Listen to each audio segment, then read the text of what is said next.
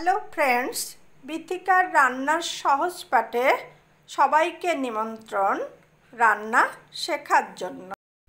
আজকে আমরা শিখব বেগুন পোড়া। বেগুন কিভাবে পোড়াতে হয় সেটাই শিখব। আমি একটা বড় বেগুন নিয়েছি, ভালো করে ধুয়ে নিয়েছি। এবার বেগুনে দেখুন হাতে আমি একটুখানি সর্ষের তেল নিয়ে নিয়েছি, সেটা আমি পুরো বেগুনটাকে ভালো করে তেলটা মাখিয়ে দিচ্ছি। তাহলে পোড়ানোর সময় এই স্কিনটা তাড়াতাড়ি পুড়ে যাবে না, বেশ ভালো ভেতরটা ভালো সেদ্ধ হয়ে তবেই পুড়বে। আর এই দেখুন আমি ছুরি দিয়ে একটুখানি এটাকে ছিদ্র করে দিলাম, তার মানে এটার বেগুন যখন আমি আগুনে দেব ফেটে যাবে না ফট করে, ওখান থেকে হাওয়াটা পাস হবে। বেগুন পোড়ার সঙ্গে পেঁয়াজ আর কাঁচা লঙ্কা লাগবে। দেখুন বেগুনটা আমি গ্যাসের উনুন জ্বেলে দিয়েছি, তার উপরে বসিয়ে দিয়েছি। এবার উল্টে পাল্টে আমি ভালো করে পুড়িয়ে নেব, এদিক ওদিক ঘুরিয়ে ঘুরিয়ে গ্যাসের ওভেনে ঘুরিয়ে ঘুরিয়ে পোড়াতে হবে।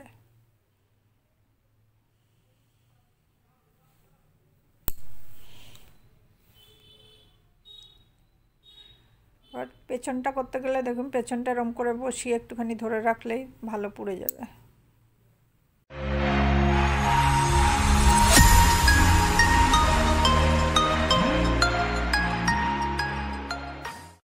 বেগুনটা আমার এপিট ওপিট করে পুড়েই গেছে, দেখুন পুরো পোড়া কমপ্লিট হয়ে গেছে।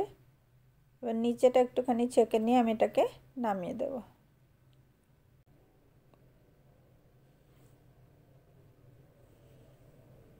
গ্যাসের ওভেন বন্ধ করে দিলাম, এবার ঠান্ডা করে নেব।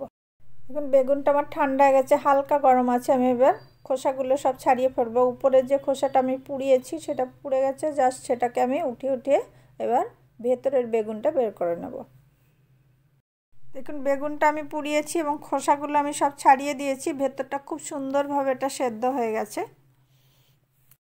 দেখুন বেগুনের বোটাটা আমি ফেলে দিয়েছি, আর এটা আমি এবার দেখুন খুব সুন্দর সেদ্ধ হয়ে গেছে। আমি এটাকে সরিয়ে নিলাম। এরপরে এর মধ্যে আমি 1 টিস্পুন মতো সর্ষের তেল দিলাম, আর পেঁয়াজ লঙ্কাগুলোও আমি সুন্দর করে ছোটো ছোটো কেটে নিয়েছি।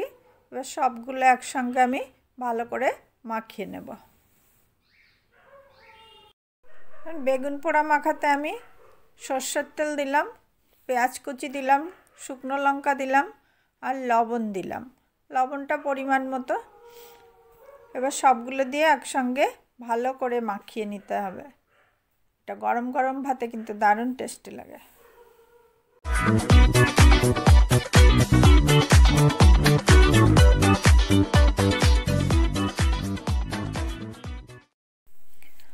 বেগুন পোড়া করে আমি মাখিয়েও ফেলেছি, দেখুন আমি পরিবেশন করে দিয়েছি। এরকম গরম গরম ভাতে বেগুন পোড়া কিন্তু দারুণ লাগে, খুব সহজ একটা রান্না। এরকম নতুন নতুন সহজ সরল রান্না নিয়ে আবার আসবো আমি আপনাদের সামনে। Thank you.